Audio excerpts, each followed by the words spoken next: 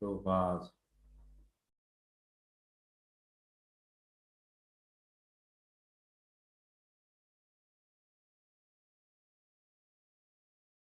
ಹರೇ ಕೃಷ್ಣ, ಎಲ್ಲರಿಗೂ ಸ್ವಾಗತ.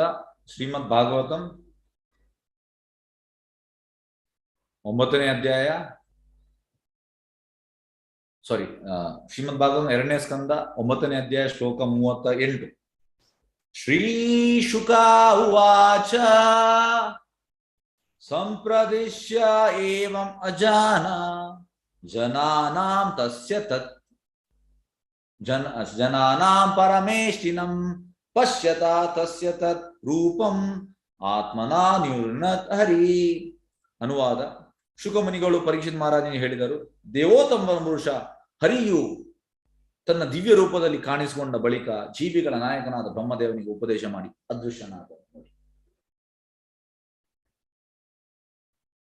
ಇದು ಭಗವಂತನ ನೋಡ್ತಾ ಇದ್ದು ಸಡನ್ ಭಗವಂತ ಅದೃಶ್ಯ ಆಗುವಂಥದ್ದು. ಇದು ತುಂಬಾ ಎಂದೇಳುವಂಥದ್ದು, ತುಂಬಾ ಪೇನ್.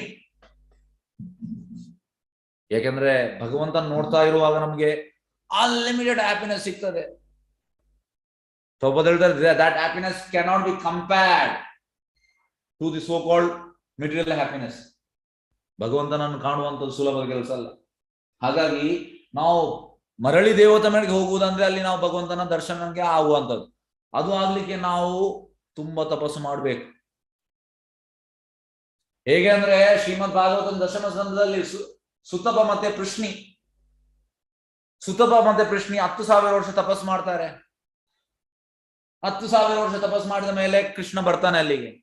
10,000 ವರ್ಷ ಕೃಷ್ಣ ಕೇಳ್ತಾನೆ, ನಿಮ್ಗೆ ಎಂತ ಬೇಕಂತ. ಅದಕ್ಕೆ ಸುತಪ ಮತ್ತೆ ಪ್ರಶ್ನೆ ಹೇಳುವಂತ, ನಮ್ಗೆ ನೀನು ನಮ್ಮ ಮಗನಾಗಿ ಹುಟ್ಟಬೇಕು. ಅದಕ್ಕೆ ಕೃಷ್ಣ ಹೇಳ್ತಾನೆ, ನೆಕ್ಸ್ಟ್ ಲೈಫ್ ನೀವು ಅದಿತಿ ಮತ್ತೆ ಕಶ್ಯಪ, ಅದ್ರ ನೆಕ್ಸ್ಟ್ ಲೈಫ್ ನೀವು ದೇವಕಿ, ವಸುದೇವ ಮತ್ತೆ ದೇವಕಿ, ಆಗ ನಾನು ಹುಟ್ಟೇನೆ. ಹಾಗಾಗಿ ಕೃಷ್ಣನನ್ನು ಕಾಣುವಂಥದ್ದು ತುಂಬಾ ಎಂತ ಹೇಳುವಂತಹದ್ದು, ತುಂಬಾ ತಪಸ್ಸು ಮಾಡಬೇಕು. ಅದರ ನಂತರ ಕೃಷ್ಣ ನಮ್ಮ ಕ್ಲೋಸ್ ಅಸೋಸಿಯೇಟ್ ಆಗಿರುವಂತದ್ದು, ಅದಕ್ಕೆ ಕೂಡ ನಾವು ತುಂಬಾ ಕಷ್ಟ, ಸುಲಭದ ಕೆಲಸ ಅಲ್ಲ. ನಾವೆಣಿಸಿದ್ದೇವೆ ಇದು ವೈಕುಂಠ ಹೋಗುವಂಥದ್ದು ಸುಲಭ. ನಾವು ಮಾರ್ಕೆಟ್ಗೆ ಹೋಗಿ ಬಂದಾಗ ತರಕಾರಿ ತರ್ಲಿಕ್ಕೆ ನಾವು ಹೋಗ್ತೇವಲ್ಲ, ಆ ರೀತಿ ನಾವು ಎಣಿಸಿದ್ದೇವೆ. ತಪ್ಪು. ಆ ರೀತಿ ಪ್ಲಾನ್ ಇದ್ರೆ ಅದನ್ನು ಇವತ್ತೇ ನೀವು ಸೀರಿಯಸ್ ಆಗಿ, ಪ್ರಭುಪಾದ ಹೇಳ್ತಾರೆ, spiritual life means seriousness. at this end of this life I want to see Krishna face to face. Prabhupada ಹೇಳ್ತಾರೆ, you should be very serious. After all, ಒಂದು ಡಾಕ್ಟರ್ ಆಗ್ಲಿ, IAS ಆಗ್ಲಿ, IPS ಆಗ್ಲಿ, ಇಲ್ಲ ಯಾವ್ದು ಇಂಜಿನಿಯರಿಂಗ್, ಇದು ಕಲೀಲಿಕ್ಕೆ ತುಂಬಾ ಸ್ಟ್ರಗಲ್ ಮಾಡ್ತೇವೆ ನಾವು. ಮಕ್ಕಳನ್ನು ಸಣ್ಣದಿಂದ ಟ್ಯೂಷನ್ ಆಗ್ಲಿ, ಅದು ಆಗ್ಲಿ, ಇದು ಆಗ್ಲಿ, ಇದು ಮೆಟೀರಿಯಲ್. ಯಾಕೆಂದ್ರೆ ಸತ್ತ ಮೇಲೆ, ಈಗ ನಾನು ಡಾಕ್ಟರ್, ಈಗ ಸಪೋಸ್ ನಾನು ಉನ್ನತ ಮಟ್ಟದ ನಂದು MD ಆಗಿದೆ, MS ಆಗಿದೆ, ನಾನು ದೊಡ್ಡ ಡಾಕ್ಟರ್, ನಾನು ಸಾಯೋ ಪೊಸಿಷನ್ ಅಲ್ಲಿ ಅದು ಯೂಸ್ ಆಗುವುದಿಲ್ಲ. ಸಾಯೋ ಪೊಸಿಷನ್ ಅಲ್ಲಿ ಎಸ್ ನಾನು ಡಾಕ್ಟರ್ ಇಲ್ಲ, ನೆಕ್ಸ್ಟ್ ಲೈಫ್ ಚೇಂಜ್. ಆ ಲೈಫಲ್ಲಿ ನಾನು ಕ್ರಿಮಿ ಕೂಡ ಆಗ್ಬೋದು, ಜಿರ್ಲೆ ಕೂಡ ಆಗ್ಬೋದು, ಕಪ್ಪೆ ಕೂಡ ಆಗ್ಬೋದು, ಮೊಸಳೆ ಕೂಡ ಆಗ್ಬೋದು, ಹಾವು ಕೂಡ ಆಗ್ಬೋದು, ಆನೆ ಕೂಡ ಆಗ್ಬೋದು, ಎಂತ ಬೇಕಿದ್ರೆ ಆಗ್ಬೋದು ನೆಕ್ಸ್ಟ್ ಲೈಫಲ್ಲಿ. ಹಾಗಾಗಿ ಅದು ನಿಜವಾದ ಜ್ಞಾನ ಅಲ್ಲ. ನಿಜವಾದ ಜ್ಞಾನ ಅಂದ್ರೆ ಈ ಲೈಫನ್ನು ನಾವು ಪರ್ಫೆಕ್ಷನ್ ಮಾಡ್ಬೇಕು. ಈ ಲೈಫನ್ನು ನಾವು ಪರ್ಫೆಕ್ಷನ್ ಮಾಡಿ ನೆಕ್ಸ್ಟ್ ಲೈಫಲ್ಲಿ ಭಗವಂತನನ್ನು ಕಾಣುವಂಥದ್ದು. ಇದು ನಮ್ಮ ಸಕ್ಸಸ್, ಲೈಫಿನ ಸಕ್ಸಸ್. ಇದು ಭಗವಂತನನ್ನು ಕಾಣುವಂಥದ್ದು. ಹಾಗಾಗಿ ಆಫ್ಟರ್ ಆಲ್ ಒಂದು ಮೆಟೀರಿಯಲ್ ಕ್ವಾಲಿಫಿಕೇಶನ್ ನಾವು ಎಷ್ಟು ಕಷ್ಟಪಡಬೇಕು. ಸಾಧಾರಣ ಒಂದು 5th ಸ್ಟ್ಯಾಂಡರ್ಡ್ ಅಲ್ಲಿ ಸ್ಟಾರ್ಟ್ ಮಾಡ್ತಾನೆ ಕಲೀಲಿಕ್ಕೆ. ಕಲ್ತು 10th ಕಲ್ತು, ಮತ್ತೆ PUC ಕಲ್ತು, ಮತ್ತೆ ನೆಕ್ಸ್ಟ್ ಒಂದು ಮಾಸ್ಟರ್ಸ್, ಅದು ಇದೆಲ್ಲ ಕಲ್ತು 25 ವರ್ಷ ನಾನು ಕಲಿಯುವಂಥದ್ದು. 10 ವರ್ಷ 15 ವರ್ಷ ಸ್ಟ್ರಗಲ್ ಮಾಡ್ತಾನೆ. ಅದು ಮೆಟೀರಿಯಲ್ ಕ್ವಾಲಿಫಿಕೇಶನ್ ನಾವು ಅಷ್ಟು ಸ್ಟ್ರಗಲ್ ಮಾಡ್ಬೇಕು. ಸ್ಪಿರಿಚುವಲ್ ಕ್ವಾಲಿಫಿಕೇಶನ್ ನಾವು ಸ್ಟ್ರಗಲ್ ಮಾಡ್ಬೇಕಂತಿಲ್ವಾ? ತುಂಬಾ ಸ್ಟ್ರಗಲ್ ಮಾಡ್ಬೇಕು. ಪ್ರಭುಪಾದ ಹೇಳ್ತಾರೆ, ಹೇಗೆ ಅಂದ್ರೆ ಪ್ರಭುಪಾದ ಹೇಳುವಂತದ್ದು, ಸಣ್ಣ ಪ್ರಾಯದಲ್ಲಿ, ಈಗ ನಾವು ಕೃಷ್ಣ ಪ್ರಜ್ಞೆಗೆ ಸಣ್ಣ ಪ್ರಾಯದಲ್ಲಿ ಬಂದಿದ್ದೇವೆ. ಆಸ್ ಸೂನ್ ಆಸ್ ನಮ್ದು ಕಲ್ತ ಕೂಡಲೇ ನಾವು ಬಂದಿದ್ದೇವೆ ಕೃಷ್ಣ ಪ್ರಜ್ಞೆಗೆ. ಇದರಲ್ಲಿ ಏನು ಲಾಸ್ ಇಲ್ಲ ಅಂದ್ರೆ ಪ್ರಭುಪಾದ ಹೇಳುವಂಥದ್ದು. ಹೇಗೆ ಹೇಗೆ ಅಂದ್ರೆ ನಾವೀಗ ಸೇವೆ ಮಾಡ್ತಾ ಇದ್ದೇವೆ, ಭಗವಂತನ ಸೇವೆ. ಹೇಗೆಂದ್ರೆ ಈಗ 22 ವರ್ಷದಲ್ಲಿ ಗವರ್ಮೆಂಟ್ ಹುದ್ದೆಗೆ ಸೇರ್ತಾನೆ, ಗವರ್ಮೆಂಟ್ ನೌಕರಿ ಕೆಲಸಕ್ಕೆ ಸೇರ್ತಾನೆ. 60 ವರ್ಷದ ನಂತರ ಕೆಲಸ ಮಾಡ್ತಾನೆ. 60 ವರ್ಷದ ನಂತರ ಮತ್ತೆ ಅವನಿಗೆ ಎಕ್ಸ್ಟೆನ್ಷನ್ ಕೂಡ ಮಾಡ್ತಾರೆ, 5 ವರ್ಷ ನಿನ್ನ ಎಕ್ಸ್ಟ್ರಾ ಕೆಲಸ ಮಾಡುವಂತ, ಅದು ಆಪ್ಷನ್ ಉಂಟು. ಮತ್ತೆ ಅವನಿಗೆ 65 ಆದ್ಮೇಲೆ ಅವನಿಗೆ ಪೆನ್ಷನ್ ಆಗ್ಲಿ, ಅವನಿಗೆ ಗ್ರಾಜ್ಯುಟಿ ಎಲ್ಲ ಸೌಕರ್ಯ ಕೊಡ್ತಾರೆ. ಯಾಕೆಂದ್ರೆ ಅವನು 45 ವರ್ಷ ಕೆಲಸ ಮಾಡಿದಾನೆ ನಾಯಿ ತರ. ಪ್ರಭುಪಾದ ಹೇಳ್ತಾರೆ ಸೇಮ್, ಯಾರು ಭಕ್ತಿ ಸೇವೆಗೆ ತೊಡಗಿದಾನೆ, ಸೇವೆ ಮಾಡ್ತಾ ಇದ್ದಾನೆ, ಸಪೋಸ್ ಅವನ 65 ವರ್ಷ ಆಗುವಾಗ ಅವ ಬೆಡ್ಡಲ್ಲಿ ಇದ್ದಾನೆ, ಅವನಿಗೇನು ಬೆಡ್ಡಲ್ಲೇ ಮಲ ಮಾಡ್ತಿದ್ದಾನೆ, ಅದು ಕೂಡ ಭಗವಂತ ಅವನನ್ನು ನೆನ್ಪಿಡ್ತಾನೆ. ಹೇಗೆ ಗೌರ್ಮೆಂಟ್ ಅವನ 60 ನಂತರ ಅವನಿಗೆ ಎಲ್ಲ ಫೆಸಿಲಿಟಿ ಕೊಡ್ತದೆ, ಪೆನ್ಷನ್ ಅದೆಲ್ಲ, ಅದೇ ರೀತಿ ಭಗವಂತ ಕೊಡ್ತಾನೆ. ಅದಕ್ಕೆ ನಾವು ಸಣ್ಣ ಪ್ರಾಯದಲ್ಲಿ ಕೃಷ್ಣ ಭಜನೆ ಸೇರ್ಬೇಕು. ಭಗವಂತ ಬಿಟ್ಟಾಕುವುದಿಲ್ಲ ಭಗವಂತ. ಸೇಮ್ ಭೌತಿಕ ಲೋಕದಲ್ಲಿ ಹೇಗೆ ಯಾವುದೇ ನಾವು ಪ್ರೈವೇಟ್ ಕಂಪನಿಯಲ್ಲಿ ಕೆಲಸ ಮಾಡಿದ್ರೆ ಮತ್ತೆ ಕೂಡ ನಮ್ಗೆ ಅವರು ಎಲ್ಲ ಕೊಡ್ತಾರೆ ಫೆಸಿಲಿಟಿ, ಗೌರ್ಮೆಂಟ್ ಅಂತಲ್ಲ, ಯಾವ ಕಂಪನಿಯಲ್ಲಿ ಕೂಡ ಫೆಸಿಲಿಟಿ ಕೊಡ್ತಾರೆ. ಸೇಮ್ ಭಗವಂತ ಕೂಡ ಹಾಗೆ ಅಂತ. ಸಪೋಸ್ ನಾವು ಮರೆತು ಬಿಟ್ಟಿದ್ದೇವೆ ಪ್ರಾಯ ಆಗುವಾಗ, ಕೃಷ್ಣ ಮರೆಯುವುದಿಲ್ಲ, ನಮ್ಮ ಸೇವೆಯನ್ನು ನೆನ್ಪಿಡ್ತಾನೆ. ಹಾಗಾಗಿ ಭಗವಂತನನ್ನು ನೋಡುವಂಥದ್ದು ನಮ್ಮ ಜೀವನದ ಗುರಿ ಆಗ್ಬೇಕು, ಬೇರೆ ಯಾವುದಲ್ಲ, ಭಗವಂತನ ನೋಡುವಂಥದ್ದು. ಅದು ನಾವು ಎಂತ ಮಾಡ್ತಿದ್ದೇವೆ, ನಮ್ಮ ಸಮಯವನ್ನು ಕೃಷ್ಣನ ಸೇವೆ ಬಿಟ್ಟು ಬೇರೆ ಎಲ್ಲವನ್ನು ಮಾಡ್ತಾ ಇದ್ದೇವೆ. ಶ್ರಮ ಏವೈ ಕೇವಲಂ, ಏನು ಪ್ರಯೋಜನ? ನಾರದ ಮುನಿ ಹೇಳುವಂಥದ್ದು, ಏನು ಪ್ರಯೋಜನ? ಸತ್ತ ಮೇಲೆ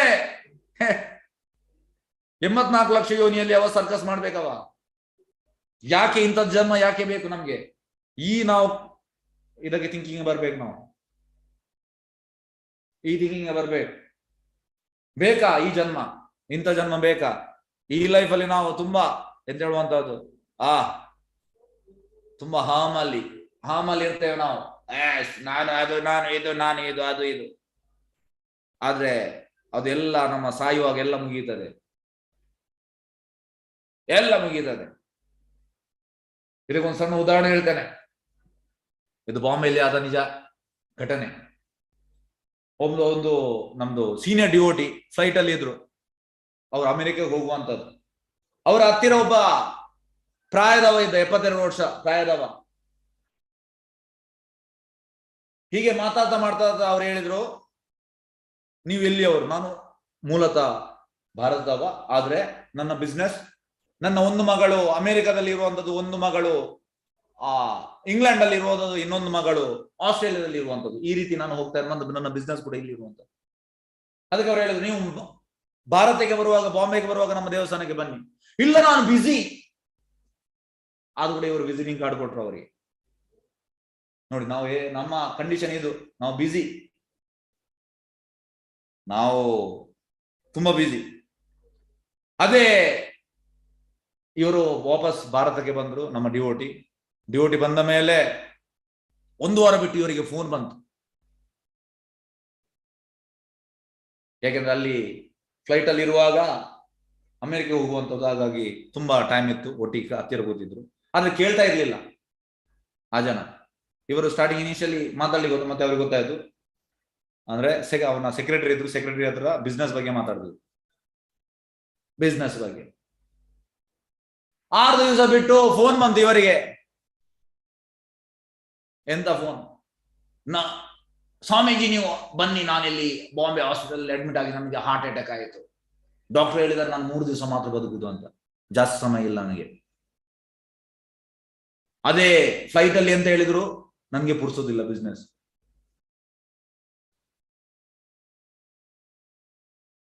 ಆಗ ಅಲ್ಲಿ ಇವರು ಹೋಗಿ ಸ್ವಲ್ಪ ಹೇಳಿದ್ರು, ನೋಡಿ ಈಗ ಒಂದು 3 ಮಗಳು, ಅದು ಇಲ್ಲ ಅವನಿಗೆ, ಅವನ ಬಿಸ್ನೆಸ್ ಯಾವುದಿಲ್ಲ.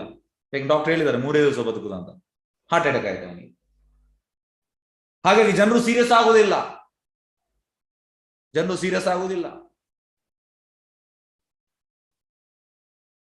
ಪ್ರಭುಪಾದ ಹೇಳುವಂಥದ್ದು ವಾಟ್ ನೆಕ್ಸ್ಟ್, ಈ ಲೈಫ್ ಓಕೆ, ನೆಕ್ಸ್ಟ್ ಲೈಫ್ ಎಂತ, ಯಾವ ಲೈಫ್ ಸಿಗ್ತದೆ ನಂಗೆ, ಇದರ ಬಗ್ಗೆ ನಾವು ಬುದ್ಧಿವಂತಿಗೆ ನಾವು ಯೂಸ್ ಮಾಡ್ಬೇಕು. ಇದು ಬುದ್ಧಿವಂತ. ಬುದ್ಧಿವಂತ ಅಂದ್ರೆ ಅವನ ನೆಕ್ಸ್ಟ್ ಲೈಫ್ನ ಬಗ್ಗೆ ಯೋಚನೆ ಮಾಡ್ತಾನೆ. What next life, next life ನಂಗೆ. ಪ್ರಭುಪಾದ ಹೇಳುವಂಥದ್ದು, ಒಮ್ಮೆ ಪ್ರಭುಪಾದ ಅಮೆರಿಕದಲ್ಲಿ ಶಿಷ್ಯರಿಗೆ ಹೇಳುವಂತದ್ದು, you are saved from the greatest danger.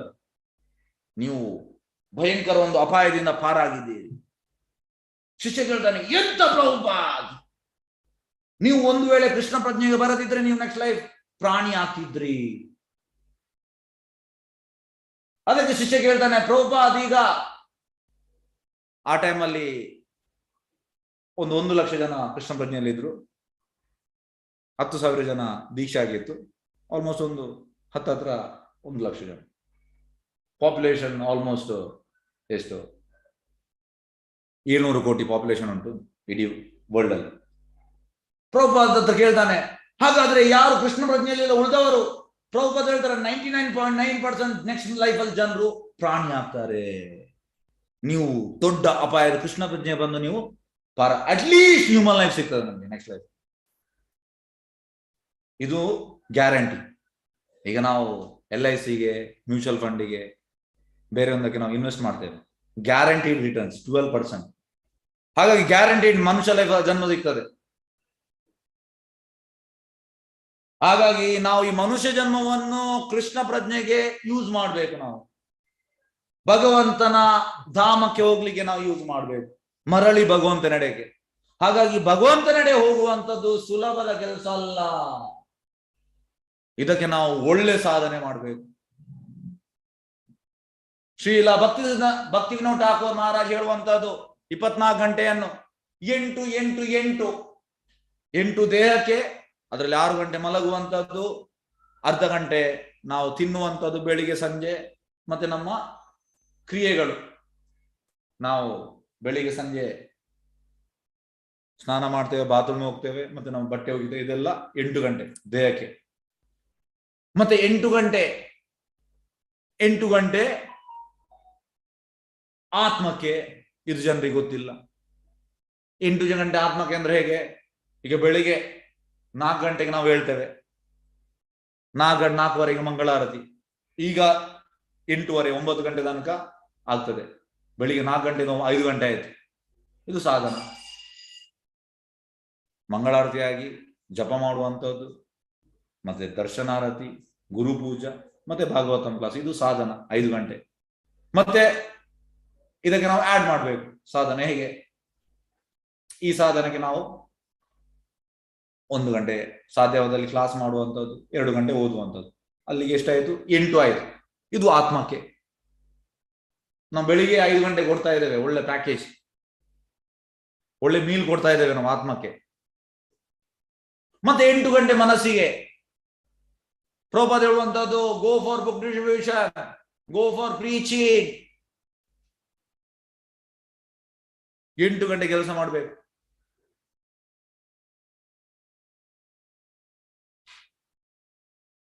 ಹಾಗಾಗಿ ಇದು ಭಕ್ತಿ ವಿನೋದ್ ಠಾಕೂರ್ ಮಹಾರಾಜ್ ಹೇಳುವಂಥದ್ದು 24 ಗಂಟೆ. 24 ಗಂಟೆ ನಾವು ಈ ರೀತಿ ಯೂಸ್ ಮಾಡಿದ್ರೆ ಮತ್ತೆ ನಾವು ಸಾಯುವಾಗ ಮತ್ತೆ ನಮಗೆ ಭಗವಂತನ ನೋಡ್ಲಿಕ್ಕೆ ಆಗ್ತದೆ, ಇಲ್ಲದ ಆಗುದಿಲ್ಲ. ಇದು ಪ್ರೊಸೆಸ್. ಎಸ್, ಈಗ ನಾವು ಭಾವಾರ್ಥಕ್ಕೆ ಹೋಗುವ. ಹಾಗಾಗಿ ಭಗವಂತನ ನೋಡುವಂಥದ್ದು ನಮ್ಮ ಗುರಿ ಆಗ್ಬೇಕು. ಇಲ್ಲಿ ಭಗವಂತ ಅದೃಶ್ಯ ಆದ, ದರ್ಶನ ಕೊಟ್ಟ ಬ್ರಹ್ಮದೇವರು, ಮತ್ತೆ ಅದೃಶ್ಯ ಆದ. ಭಾವಾರ್ಥ ಬೈ ಡಿವೈನ್ ಗ್ರೇಸ್ ಅಭಯ ಚರಣಾರಾಧನ ಭಕ್ತಿವೇದಾಂತ ಸ್ವಾಮಿ ಶ್ರೀಲ ಪ್ರಭುಪಾದ್ ಕಿ ಜೈ. ಭಗವಂತನು ಅಜನ ಅಥವಾ ದೇವೋತ್ತಮ ಪುರುಷನು ಮತ್ತು ಬ್ರಹ್ಮನಿಗೆ 4 ಶ್ಲೋಕಗಳಲ್ಲಿ ಶ್ರೀಮದ್ ಭಾಗವತದ ಸಾರಾಂಶವನ್ನು ಬೋಧಿಸುತ್ತಾ ತನ್ನ ದಿವ್ಯ ರೂಪವನ್ನು, ಆತ್ಮನೋ ರೂಪಂ ತೋರಿದನೆಂದು ಈ ಶ್ಲೋಕದ ಸ್ಪಷ್ಟವಾಗಿ 4 ಶ್ಲೋಕದ ಬಗ್ಗೆ ವಿವರಿಸಿದ ಚತುಶ್ಲೋಕಿ ಭಾಗವತಂ. ಮತ್ತೆ ಎಂತ ಇಲ್ಲಿ ದಿವ್ಯ ರೂಪ ತೋರಿಸಿದ, ಟ್ರಾನ್ಸ್ಡೆಂಟಲ್ ಫಾರ್ಮ್, ಸಚಿದಾನಂದ ರೂಪ ತೋರಿಸಿದ. ಅವನು ಜನಾನಾಂ ಎಂದರೆ ಎಲ್ಲಾ ಜನಗಳಲ್ಲಿ ಅಜನ, ಅರ್ಥಾತ್ ದೇವೋತ್ತಮ ಪುರುಷ, the supreme person of god.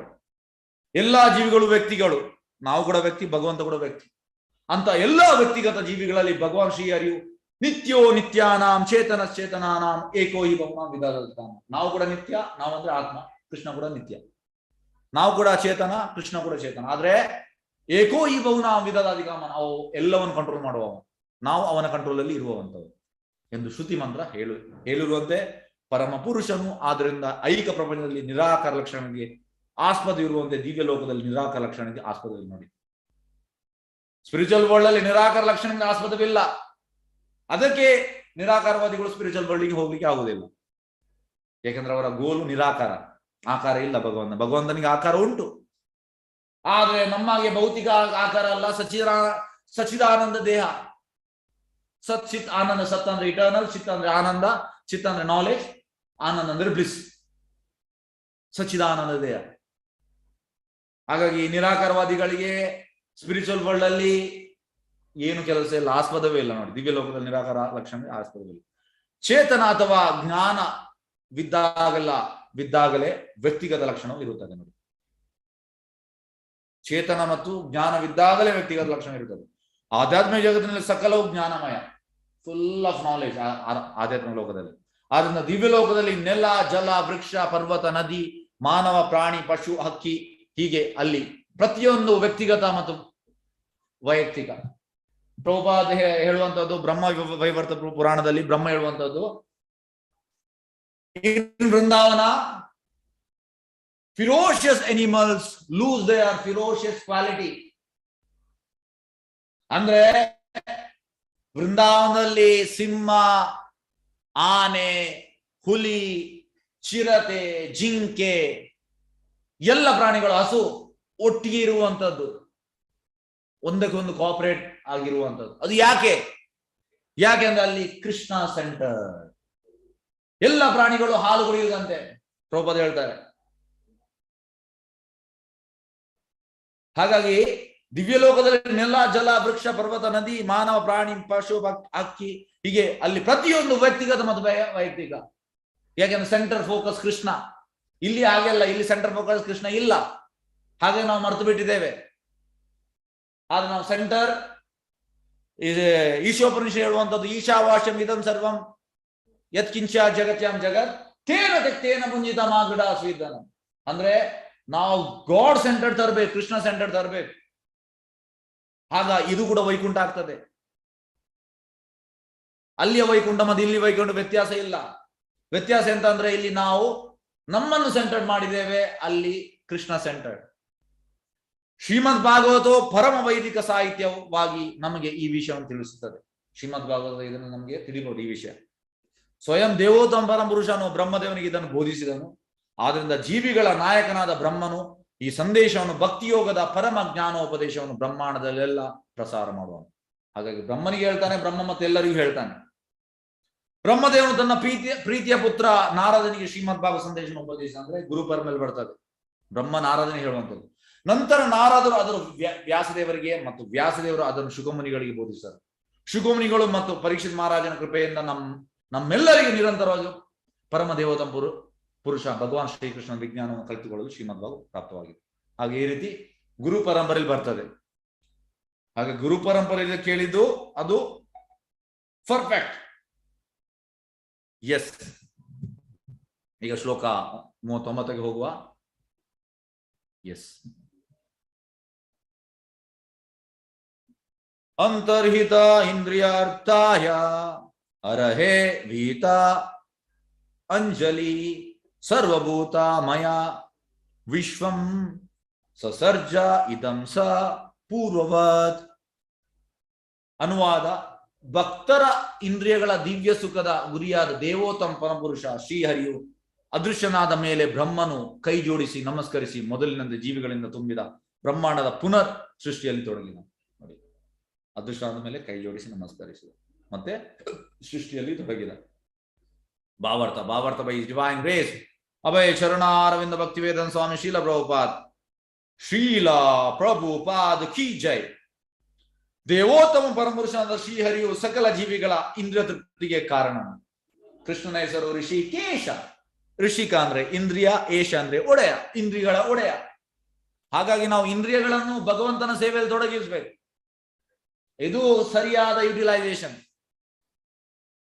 ಬಹಿರಂಗ ಶಕ್ತಿಯ ಕಣ್ಣು ಕೋರೈಸುವ ಪ್ರತಿಫಲನದಿಂದ ದಿಗ್ಭ್ರಾಂತರಾದ ಜೀವಿಗಳು ಪರಮಪುರುಷನ ಇಚ್ಛೆಗಳನ್ನು ಪೂರೈಸುವ ಕಾಯಕದಲ್ಲಿ ತಮ್ಮನ್ನು ಸೂಕ್ತ ರೀತಿಯಲ್ಲಿ ತೊಡಗಿಸಿಕೊಳ್ಳುವ ಬದಲು ಇಂದ್ರಿಯಗಳನ್ನು ಆರಾಧಿಸುತ್ತಾರೆ. ನೋಡಿ, ನಾವು ಯಾರು? ಬಹಿರಂಗ ಶಕ್ತಿಯಲ್ಲಿ ಇದ್ದೇವೆ. ನಾವು 3 ಗುಣದಲ್ಲಿದ್ದೇವೆ: ಸತ್ವಗುಣ, ರಜೋಗುಣ, ತಮೋಗುಣ, ಮಹಾಮಾಯ ಅಂಡರಿದ್ದೇವೆ. ಹಾಗಾಗಿ ನಾವು ಇಂದ್ರಿಯಗಳನ್ನು ಕೃಷ್ಣನ ಸೇವೆಗೆ ತೊಡಗಿಸುವ ಬದಲು ನಾವು ಇಂದ್ರಿಯಗಳನ್ನು ನಮ್ಮ ಇಂದ್ರಿಯ ಸುಖದಲ್ಲಿ ನಿರತರಾಗಿದ್ದೇವೆ. ಇಂದ್ರಿಯಗಳು ನಮ್ಮ ಇದಕ್ಕೆ ಹೇಗೆ ಅಂದ್ರೆ, ಕೃಷ್ಣಾಜ್ ಕವಿರಾಜ್ ಗೋಸ್ವಾಮಿ ಚೈತನ್ಯ ಚರಿತಾಮೃತ ಅವತಾರ ಹೇಳುವಂತಹದ್ದು ಎಂತ ಅವರು ಹೇಳುವಂತಹದ್ದು, ಆತ್ಮೇಂದ್ರಿಯ ತೃಪ್ತಿವಾಂಚಕರೇ ಕಾಮ, ಕೃಷ್ಣೇಂದ್ರಿಯ ತೃಪ್ತಿವಾಂಚಕರೇ ಪ್ರೇಮ. ಅಂದ್ರೆ ನಾವು ಇಂದ್ರಿಯಗಳನ್ನು ನಮ್ಮ ತೃಪ್ತಿಗೆ ಯೂಸ್ ಮಾಡಿದ್ರೆ ಅದು ಕಾಮ, ಆದ್ರೆ ಇಂದ್ರಿಯಗಳನ್ನು ಕೃಷ್ಣನ ತೃಪ್ತಿಗೆ ನಾವು ಯೂಸ್ ಮಾಡಿದ್ರೆ ಅದೇ ಪ್ರೇಮ. ಆದ್ರೆ ನಾವೆಂತ ಮಾಡ್ತಾ ಇದ್ದೇವೆ? ನಾವು ಉಲ್ಟಾ ಮಾಡ್ತಾ ಇದ್ದೇವೆ. ಕೃಷ್ಣ ಇಲ್ಲ, ನಾವಾಯ್ತು, ನಮ್ದು ಇಚ್ಛೆ ಆಯ್ತು. ನಾನು, ನನ್ನ ಕುಟುಂಬ, ನನ್ನ ಸೊಸೈಟಿ, ನನ್ನ ಜಿಲ್ಲೆ, ನನ್ನ ತಾಲೂಕು, ನನ್ನ ರಾಜ್ಯ, ನನ್ನ ದೇಶ, ನಾನು, ನನ್ನದು, ಇದರಲ್ಲೇ ಇದ್ದೇವೆ ನಾವು.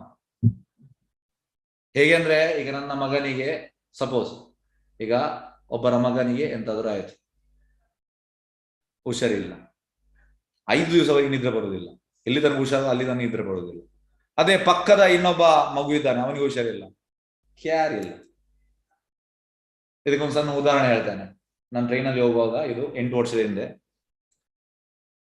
ನಾನು ಬೆಳಿಗ್ಗೆ ಹೋಗಿದ್ದೆ 7 ಗಂಟೆಗೆ, ರಾತ್ರಿ ಒಂದು 7 ಗಂಟೆಗೆ 7:07ವರೆಗೆ ರಿಟರ್ನ್ ಬಂದದ್ದು. ಇದೊಂದು ಮಧ್ಯಾಹ್ನದ ಹೊತ್ತಿಗೆ 1 ಗಂಟೆಗೆ. ಒಬ್ರು ಫ್ಯಾಮಿಲಿ, 2 ಮಕ್ಕಳು, ಗಂಡ ಹೆಂಡತಿ, ಟಿಫಿನ್ ಇತ್ತು, ಚಪಾತಿ ತಿಂತಾ ಇದ್ದಾರೆ. ಒಬ್ಬ ಸಣ್ಣ ಹುಡುಗ ಬಂದ, ಭಿಕ್ಷುಗ, ಅವ ತಿನ್ಲಿಕ್ಕೆ ಕೇಳಿದ, ಇವರು ಕೊಡ್ಲಿಲ್ಲ. ಮಗನಿಗೆ 4 ಚಪಾತಿ ಕೊಟ್ಟಿದ್ದಾರೆ. 1 ಚಪಾತಿ ಕೊಟ್ರೆ ಎಂತ ಆಯ್ತು? ಮಗನಿಂದ ಬೇಡ, ನಿಮ್ಮಿಂದ ಕೊಡಿ.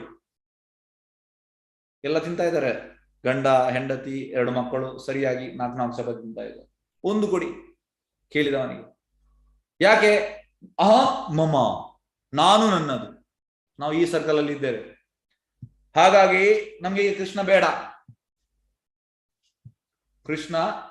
ಬೇಡ. ಎಸ್, ಇದನ್ನು ಹರಿಭಕ್ತಿ ಸುಧೋದಯಲ್ಲಿ 13.2 ಈ ಶ್ಲೋಕವಿದೆ. ಅಕ್ಷ್ಣೋ ಫಲಂ ತ್ವ ಅದೃಶ ದರ್ಶನಂ ಹಿ ತನೋ ಫಲಂ ತ್ವ ಅದೃಶ ಗಾತ್ರ ಸಂಗ ಜೀವಾ ಫಲಂ ತ್ವ ಅದೃಶ ಕೀರ್ತನಂ ಹಿ ಸುದುರ್ಲಭ ಭಾಗವತ ಹಿ ಲೋಕೆ. ಎಲೆ ಭಗವದ್ ಭಕ್ತನೇ, ನಿನ್ನ ದರ್ಶನ ಮಾತ್ರದಿಂದ ದೃಶ್ಯ ಇಂದ್ರಿಯದ ಉದ್ದೇಶ ಈಡೇರುತ್ತದೆ. ನಿನ್ನ ಸ್ಪರ್ಶ ಮಾತ್ರದಿಂದ ಸ್ಪರ್ಶೇಂದ್ರಿಯವು ತೃಪ್ತಿ ಹೊಂದುತ್ತದೆ. ನಾಲಿಗೆಯು ನಿನ್ನ ಗುಣಗಾನಕ್ಕಾಗಿಯೇ ಇದೆ, ಏಕೆಂದ್ರೆ ಈ ಜಗತ್ತಿನಲ್ಲಿ ಶುದ್ಧ ಭಗವದ್ಭಕ್ತನು ದುರ್ಲಭ. ಎಸ್, ಭಗವದ್ಭಕ್ತಿ ಅಂತ ಅವನಿಗೆ ಗೊತ್ತುಂಟು. ಇಂದ್ರಿಯ ಇರುವಂತದ್ದು ಭಗವಂತನಿಗೋಸ್ಕರ. ಪ್ರಭುಪಾದ ಹೇಳುವಂತದ್ದು ಫೇಮಸ್ ಎಕ್ಸಾಂಪಲ್. ಪ್ರಭುಪಾದ ಹೇಳುವಂತದ್ದು ಒಂದು ಮಿಷಿನ್, ದೊಡ್ಡ ಮಿಷಿನ್, 3 ಲಕ್ಷದ ಮಿಷಿನ್. ಆ ಮಿಷಿನ್ ಅಲ್ಲಿ ನಾವು ಒಂದು ಬೋಲ್ಟ್ ನೆಟ್ ತೆಗಿತೇವೆ, ಮತ್ತೆ ಅದು ಮಿಷಿನ್ ವರ್ಕ್ ಆಗುದಿಲ್ಲ. ಆ ಬೋಲ್ಟ್ ನೆಟ್ಗೆ ವ್ಯಾಲ್ಯೂ ಇಲ್ಲ, ಅದನ್ನು ಬಿಸಾಡಬಹುದು. ಆದ್ರೆ ಸೇಮ್ ಬೋಲ್ಟ್ ನೆಟ್, ಆ ಬೋಲ್ಟ್ ನೆಟ್ಗೆ 150 ರೂಪಾಯಿ. ಸೇಮ್ ಬೋಲ್ಟ್ ನೆಟ್ ಮತ್ತೆ ಆ ಮಿಷಿನ್ಗೆ ಹಾಕಿದಾಗ ಅದಕ್ಕೆ ವ್ಯಾಲ್ಯೂ ಉಂಟು, ಮಿಷಿನ್ ರನ್ ಆಗ್ತದೆ. ಅದೇ ರೀತಿ ನಾವು ಕೂಡ ಹಾಗೆ, ನಾವು ಇನ್ಸಿಗ್ನಿಫಿಕೆಂಟ್, ನಮ್ಮ ಈ ದೇಹಕ್ಕೆ ವ್ಯಾಲ್ಯೂ ಇಲ್ಲ, ಏನು ವ್ಯಾಲ್ಯೂ ಇಲ್ಲ. ಆದ್ರೆ ಯಾವಾಗ ನಾವು ಕೃಷ್ಣನ ಸೇವೆಯಲ್ಲಿ ತೊಡಗಿಸ್ತೇವೆ ಆಗ ವ್ಯಾಲ್ಯೂ ಉಂಟು ಅದಕ್ಕೆ. ಇದು ಶುದ್ಧ ಭಕ್ತರಿಗೆ ಗೊತ್ತುಂಟು. ಎಸ್, ನನ್ಗೆ ಇಂದ್ರಿಯಗಳುಂಟು, ನಾನು ಕೃಷ್ಣನ ಗ್ಲೋರಿಫಿಕೇಶನ್ ಯೂಸ್ ಮಾಡ್ಬೇಕು, ಕೃಷ್ಣನ ಸೇವೆಗೆ ಯೂಸ್ ಮಾಡ್ಬೇಕು ಅಂತ ಭಗವದ್ ಭಕ್ತ ದುರ್ಲಭ, ವೆರಿ ರೇರ್. ಅದು ನಾವೆಂತ ಮಾಡುವಂತದ್ದು? ನಮಗೆ ಈ ವಿಷಯ ಗೊತ್ತಿಲ್ಲ. ನಾವು ಇಂದ್ರಿಯಗಳು ನಮ್ಮ ಇದಕ್ಕೆ ಯೂಸ್ ಮಾಡ್ತಾ ಇದ್ದೇವೆ. ಫಸ್ಟಿಗೆ ನಾನು, ಮತ್ತೆ ಎಕ್ಸ್ಟೆಂಡೆಡ್ ಸೆಲ್ಫಿಶ್ನೆಸ್, ನಾನು, ನನ್ನ ಕುಟುಂಬ, ಈ ರೀತಿ. ಆದ್ರೆ ಕೃಷ್ಣ ಇಲ್ಲ, ಕೃಷ್ಣ ಪಿಕ್ಚರ್ ಅಲ್ಲೇ ಇಲ್ಲ. ಅದು ಕೃಷ್ಣ ಪಿಕ್ಚರ್ ಬರ್ಬೇಕು. ಇಲ್ಲಿ ಅದನ್ನು ಅಂತ ಭಗವದ್ಭಕ್ತ ದುರ್ಲಭ. ಭಕ್ತಿವಿನೋದ್ ಠಾಕೂರ್ ಮಹಾರಾಜ್ ಹೇಳುವಂತದ್ದು ಪದ್ಯ, ಮಾನಸ ದೇಹ ಗೇಹೋ ಜೋ ಕಿಚು ಮೋರ ಅರ್ಪಿತೋ ಧುವಾಪದೆ ನಂದ ಕಿಶೋರ. ನನ್ನ ಮನಸ್ಸು, ಮಾನಸ, ದೇಹ ಎಲ್ಲವನ್ನ ನಿಮಗೆ ಅರ್ಪಣೆ ಮಾಡ್ತೇನೆ. ಇದು ಆತ್ಮನಿವೇದನ, ಎಲ್ಲವನ್ನು. ಯಾಕೆಂದ್ರೆ ನಮ್ಗೆ ಇಂಡಿವಿಜುವಲಿ ಏನು ವ್ಯಾಲ್ಯೂ ಇಲ್ಲ. ಆದ್ರೆ ಯಾವಾಗ ನಾವು ನಮ್ಮ ಇಂದ್ರಿಯಗಳನ್ನು ಕೃಷ್ಣನ ಸೇವೆಗೆ ತೊಡಗಿಸ್ತೇವೆ ಆಗ ವ್ಯಾಲ್ಯೂ ಇರುವಂಥದ್ದು. ಇದು ಹೈಯರ್ ಕಾನ್ಶಿಯಸ್ನೆಸ್. ಇದಕ್ಕೆ ಹೇಳುವಂಥದ್ದು ಕೃಷ್ಣ ಕಾನ್ಶಿಯಸ್ನೆಸ್. ಮೂಲತಃ ಜೀವಿಗಳಿಗೆ ಈ ಉದ್ದೇಶಗಳನ್ನು ಈಡೇರಿಸಲೆಂದೇ ಇಂದ್ರಿಯಗಳನ್ನು ನೀಡಲಾಯಿತು. ಆಕ್ಚುಲಿ ಇರುವಂತಹದ್ದು ಜೀವೇರೇ ಸ್ವರೂಪ ನಿತ್ಯ ಕೃಷ್ಣದಾಸ್. ಇಂದ್ರಿಯಗಳು ಇರುವಂತಹದ್ದು ಭಗವಂತನ ಸೇವೆಗೆ. ನಾವು ಭಗವಂತನ ಸೇವಕರು, ಆದ್ರೆ ನಾವೀಗ ಎಲ್ಲ ಬೇರೆ ಬೇರೆ ಸೇವೆ ಮಾಡ್ತಾ ಇದ್ದೇವೆ. ಮಕ್ಕಳ ಸೇವೆ, ತಂದೆ ತಾಯಿಯ ಸೇವೆ, ಗಂಡನ ಸೇವೆ, ಹೆಂಡತಿಯ ಸೇವೆ, ಬೇರೆ ಬೇರೆ ಸೇವೆ ಅಪ್ಪ. ಸಮಾಜ ಸೇವೆ, ದೇಶ ಸೇವೆ, ರಾಷ್ಟ್ರ ಸೇವೆ, ಆ ಸೇವೆ, ಈ ಸೇವೆ, ಈ ಸೇವೆ. ಪ್ರಭುಪಾದ ಹೇಳ್ತಾರೆ, ಈ ಎಲ್ಲ ಸೇವೆ ಯಾವುದೇ ಸೇವೆ ಮಾಡದಿದ್ರೆ ಅಟ್ಲೀಸ್ಟ್ ನಾಯೇನು ಇಡ್ತೇವೆ, ನಾಯ ಸೇವೆ ಮಾಡ್ತೇವೆ. ಯಾಕೆ ನಾವು ಕೃಷ್ಣನ ಸೇವೆ ಮಾಡಬಾರ್ದು? ಈ ಕ್ವಶನ್ ಬರ್ಬೇಕು ನಮ್ಗೆ. ಯಾಕೆಂದ್ರೆ ಮೂಲತಃ ಜೀವಿಗಳಿಗೆ ಈ ಉದ್ದೇಶ ಈಡೇರಿಸಲು ಇಂದ್ರಿಯಗಳು ಕೊಟ್ಟದ್ದು ಭಗವಂತನ ಸೇವೆಗೆ. ಹೇಗೆ ಅಂದ್ರೆ, ಈಗ ನಂದು ಮೊಬೈಲ್, ಈಗ ಮೊಬೈಲ್ ಐಫೋನ್ ಅಲ್ಲ, ಸಪೋಸ್ ನಂದು ಈಗ ಮೊಬೈಲ್ ಐಫೋನ್ 1,30,000 ಮೊಬೈಲ್. ಈಗ ಇಲ್ಲಿ ಜೋರು ಗಾಳಿ ಬರ್ತಾ ಉಂಟು, ಪೇಪರ್ ನಾನೆಂತ ಮಾಡ್ತೇನೆ, ಇಲ್ಲಿ ಪೇಪರ್ ಎಲ್ಲ ಹಾರ್ತಾ ಉಂಟು, ಇದನ್ನು ಇಡ್ತಾ ಇದ್ದೇನೆ ಮೊಬೈಲ್. ಇದು ಮೂರ್ಖತನ. ಯಾಕೆ? ನಾನು ಸ್ಟೇಷನರಿಗೆ ಹೋಗಿ ಒಂದು ಪೇಪರ್ ವೇಟ್ ತರಬೇಕು, ಅದನ್ನು ಇಡಬೇಕು. ಈ ಮೊಬೈಲ್ ಬೇರೆ ಯೂಸ್ಗೆ ಯುಟಿಲೈಸೇಷನ್. ಅದೇ ರೀತಿ ನಮ್ಮ ಈ ದೇಹ ಇರುವಂತದ್ದು ಭಗವಂತನ ಸೇವೆಗೆ. ಆದ್ರೆ ನಾವು ಈ ದೇಹವನ್ನು ಬೇರೆ ಬೇರೆ ಇದಕ್ಕೆ ಯೂಸ್ ಮಾಡ್ತಾ ಇದ್ದೇವೆ. ಇದು ತಪ್ಪು, ಇದು ತಪ್ಪು. ಅಂದರೆ ಭಗವಂತನ ಅಥವಾ ಅವನ ಭಕ್ತರ ದಿವ್ಯ ಪ್ರೇಮ ಸೇವೆಯಲ್ಲಿ ತೊಡಗಿಸಲು ಇಂದ್ರಿಯಗಳನ್ನು ನೀಡಲಾಯಿತು. ನೋಡಿ, ಭಕ್ತರ ಸೇವೆ ಮಾಡ್ಬೇಕು, ಶುದ್ಧ ಭಕ್ತರ, ಪ್ರಭುಪಾದಂತ ಭಕ್ತರ.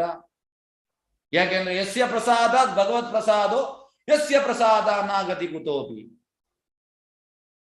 ಯಾಕೆಂದ್ರೆ ನಾವು ಗುರುವನ್ನು ಪ್ಲೀಸ್ ಮಾಡಿದ್ರೆ ಭಗವಂತನನ್ನು ಪ್ಲೀಸ್ ಮಾಡಿದ ಹಾಗೆ. ಹಾಗಾಗಿ ನಮ್ಮ ಈ ಇಂದ್ರಿಯಗಳಿರುವಂತಹದ್ದು ಭಗವಂತ ಅಥವಾ ಭಕ್ತರ ಸೇವೆಗೆ ನೀಡಲಾಯಿತು. ಆದರೆ ಬದ್ಧಾತ್ಮರು ಐಕ ಶಕ್ತಿಯ ಮಾಯೆಯಿಂದ ಆವೃತರಾಗಿ, ನೋಡಿ ನಾವು ಬದ್ಧಾತ್ಮರು, ಮಾಯೆಯಲ್ಲಿದ್ದೇವೆ ನಾವು. ಇಂದ್ರಿಯ ಭೋಗದ ಸೆಳೆತಗೊಳಗಾದರು. ಇಂದ್ರಿಯ ಭೋಗದಲ್ಲಿ ನಾವು ತುಂಬಾ ನಿರತರಾಗಿದ್ದೇವೆ. ಇನ್ನು ಬೇಕು, ಮತ್ತು ಬೇಕು, ಮತ್ತಷ್ಟು ಬೇಕು.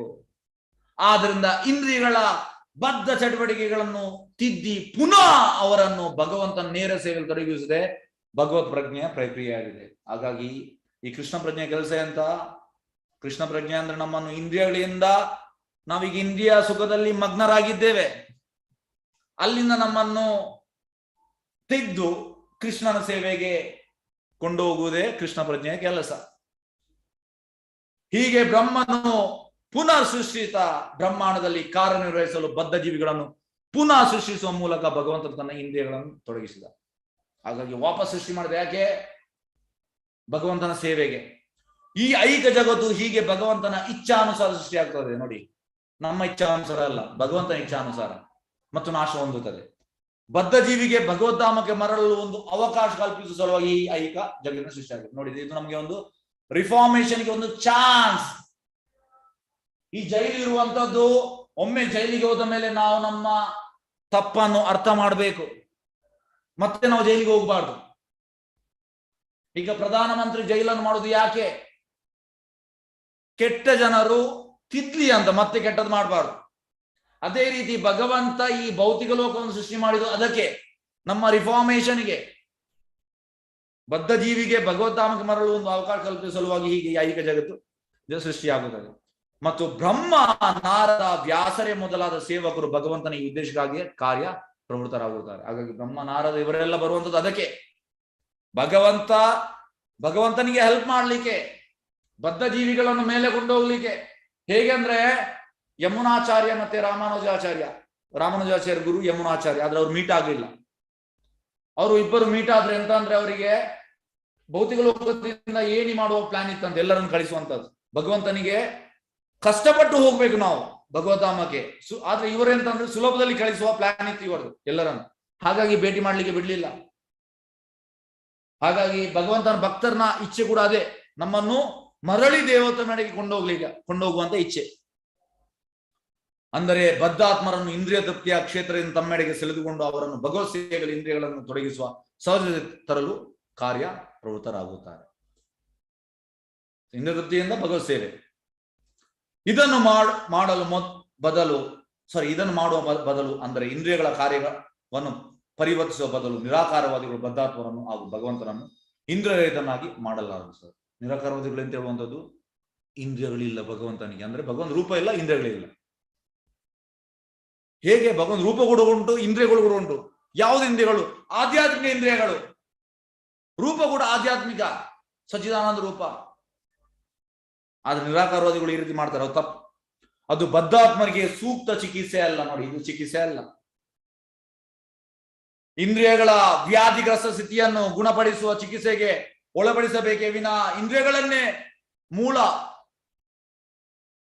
ಮೂಲೋತ್ಪಾಟನೆ ಮಾಡುವುದಲ್ಲ. ನೋಡಿ, ಹಾಗಾಗಿ ಇದಕ್ಕೆ ಸೊಲ್ಯೂಷನ್ ಎಂತ ಅಂದ್ರೆ ಇಂದ್ರಿಯಾನಿ ಪರಾಣಿಯ ಅವ್ರ ಇಂದ್ರಿಯೇ ಪರಮಮ್ಮನ ಮನಸ್ಸಸ್ಸು ಪರಾಬುದ್ಧಿರ್ಯೋ ಬುದ್ಧಿ ಪರದುಸ್ಸ. ಅಂದ್ರೆ ಜಡವಸ್ತುಗಿಂತ ಇಂದ್ರಿಯಗಳು ಶ್ರೇಷ್ಠ, ಇಂದ್ರಿಯಗಳಿಗಿಂತ ಮನಸ್ಸು ಶ್ರೇಷ್ಠ, ಮನಸ್ಸಿಗಿಂತ ಬುದ್ಧಿ ಶ್ರೇಷ್ಠ, ಬುದ್ಧಿಗಿಂತ ಆತ್ಮ ಶ್ರೇಷ್ಠ. ಹಾಗಾಗಿ ನಾವೀಗ ಎಂತ ಮಾಡ್ಬೇಕು? ಫಸ್ಟಿಗೆ ಇಂದ್ರಿಯಗಳನ್ನು ಹತೋಟಿಗೆ ತರಬೇಕು. ಇಂದ್ರಿಯಗಳನ್ನು ಹತೋಟಿಗೆ ತರುವುದು ಹೇಗೆ? ಕೃಷ್ಣನ ಸೇವೆಯಲ್ಲಿ. ಆಗ ಮನಸ್ಸು ಕೂಡ ಕಂಟ್ರೋಲಿಗೆ ಬರ್ತದೆ, ಬುದ್ಧಿ ಕೂಡ ಚುರುಕಾಗ್ತದೆ, ಆತ್ಮ ನಿಜವಾದ ರೂಪದಲ್ಲಿ ಇರ್ತದೆ. ಹಾಗಾಗಿ ವ್ಯಾಧಿಗ್ರಸ್ತ ಸ್ಥಿತಿಯನ್ನು ಗುಣಪಡಿಸುವ ಚಿಕಿತ್ಸೆ ಒಳಪಡಿಸುವ ವಿನ ಇಂದ್ರಿಯಗಳನ್ನೇ ಮೂಲ ಉತ್ಪಾದನೆ ಮಾಡುವುದಲ್ಲ. ಕಣ್ಣಿನಲ್ಲಿ ಏನಾದರೂ ರೋಗ ಉಂಟಾದಾಗ ಕಣ್ಣನ್ನು ಸೂಕ್ತ ಚಿಕಿತ್ಸೆಯನ್ನು ಗುಣಪಡಿಸಬಹುದು.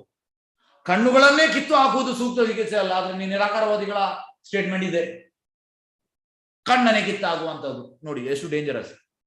ಅಂತೆಯೇ ಇಡೀ ಐಹಿಕ ವ್ಯಾಧಿಯು ಇಂದ್ರಿಯ ತೃಪ್ತಿಯ ಪ್ರಕ್ರಿಯೆಯನ್ನು ಆಧರಿಸಿದೆ. ಎಲ್ಲವೂ ಇಡುವಂತ ಇಂದ್ರಿಯ ತೃಪ್ತಿ. ಈ ವ್ಯಾಧಿಗ್ರಸ್ತ ಸ್ಥಿತಿಯಿಂದ ವಿಮೋಚನೆ ಪಡೆಯಲು ಇಂದ್ರಿಯಗಳನ್ನು ಭಗವಂತನ ರೂಪದ ವೀಕ್ಷಣೆಯಲ್ಲಿ, ಅಂದ್ರೆ ಭಗವಂತನನ್ನು ನೋಡ್ಬೇಕು ನಾವು. ಕಣ್ಣು ಉಂಟು. ಹೇಗೆಂದ್ರೆ ಅಂಬರೀಷ್ ಮಹಾರಾಜ್ ತಮ್ಮ ಎಲ್ಲ ಇಂದ್ರಿಯಗಳನ್ನು ಭಗವಂತನ ಸೇವೆಗೆ ತೊಡಗಿಸಿದರು. ಕಣ್ಣಿನಲ್ಲಿ ಭಗವಂತನ ನೋಡಿದ್ರು, ಕೈಯಿಂದ ಭಗವಂತನ ಸೇವೆ ಮಾಡಿದ್ರು, ಕಾಲಿನಿಂದ ಭಗವಂತನ ದೇವಸ್ಥಾನಕ್ಕೆ ಹೋದ್ರು, ಬಾಯಿಯಿಂದ ಭಗವಂತನ ಪ್ರಸಾದ ತಿಂದ್ರು, ಭಗವಂತನ ಬಗ್ಗೆ ಮಾತಾಡಿದ್ರು, ಕಿವಿಯಿಂದ ಭಗವಂತನ ಬಗ್ಗೆ ಹೇಳಿದ್ರು. ಹಾಗಾಗಿ ನಮ್ಮ ಎಲ್ಲ ಇಂದ್ರಿಯಗಳನ್ನು ಕೃಷ್ಣನ ಸೇವೆಯಲ್ಲಿ ತೊಡಗಿಸಬೇಕು. ಇದೇ ಪರಿಹಾರ ರೂಪದ ವೀಕ್ಷಣೆಯಲ್ಲಿ. ಭಗವಂತನ ಮಹಿಮೆಯ ಶ್ರವಣದಲ್ಲಿ ಹಾಗೂ ಅವನ ಸಲುವಾಗಿ ಕರ್ಮಗಳನ್ನು ಮಾಡುವುದರಲ್ಲಿ ಪುನಃ ತೊಡಗಿಸಬೇಕು. ಹೀಗೆ ಬ್ರಹ್ಮದೇವನು ಬ್ರಹ್ಮಾಂಡದ ಚಟುವಟಿಕೆಗಳನ್ನು ಸೃಷ್ಟಿಸಿದನು. ನೆಕ್ಸ್ಟ್ ಶ್ಲೋಕಕ್ಕೆ ಹೋಗುವ. ಶ್ಲೋಕ 40.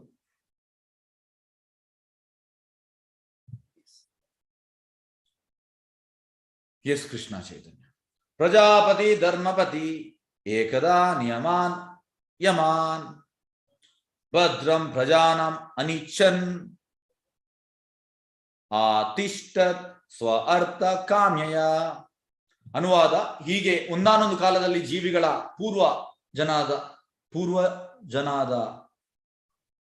ಜನಾದ ಹಾಗೂ ಧರ್ಮಗಳ ಪಿತನಾದ ಬ್ರಹ್ಮನು ಸಕಲ ಜೀವಿಗಳ ಕಲ್ಯಾಣಕ್ಕಾಗಿ ಮತ್ತು ತನ್ನ ಉದ್ದೇಶದ ಪೂರೈಕೆಗಾಗಿ ನಿಯಂತ್ರಣ ತತ್ವದ ಕಾರ್ಯಗಳಲ್ಲಿ ತೊಡಗಿದನು. ಬ್ರಹ್ಮದೇವ ಯಾವುದರಲ್ಲಿ ತೊಡಗಿದ?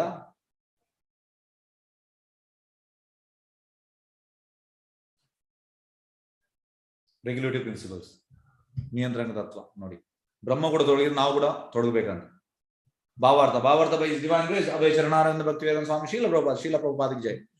ನಿಯಮ ನಿಯಂತ್ರಣಗಳ ಜೀವನವನ್ನು ಅಂಗೀಕರಿಸದೆ ಯಾರೊಬ್ಬರು ಉನ್ನತ ಪದವಿಯಲ್ಲಿ ಉಪಸ್ಥಿತರಾಗಲಾರ. ನೋಡಿ, ಡಿಸಿಪ್ಲಿನ್ ಅನ್ನೋದು ಎಲ್ಲ ಕಡೆ ಉಂಟು. ಈಗ ಒಬ್ಬ ನಿಮ್ಮ ಮಗ IAS ಕಲೀಲಿಕ್ಕೆ ಅವ 7-8 ವರ್ಷ ಡಿಸಿಪ್ಲಿನ್ ಅಲ್ಲಿ ಇರ್ಬೇಕು. ಎಲ್ಲಿ ಇಲ್ಲ, ಫಂಕ್ಷನ್ ಯಾವುದಿಲ್ಲ, ಫುಲ್ ಸೀರಿಯಸ್ ಆಗಿ ಕಲಿತಾನೆ. ಅದೇ ರೀತಿ ಸ್ಪಿರಿಚುವಲ್ ಅಲ್ಲಿ ಕೂಡ ನಮ್ಗೆ ಡಿಸಿಪ್ಲಿನ್ ಬೇಕು.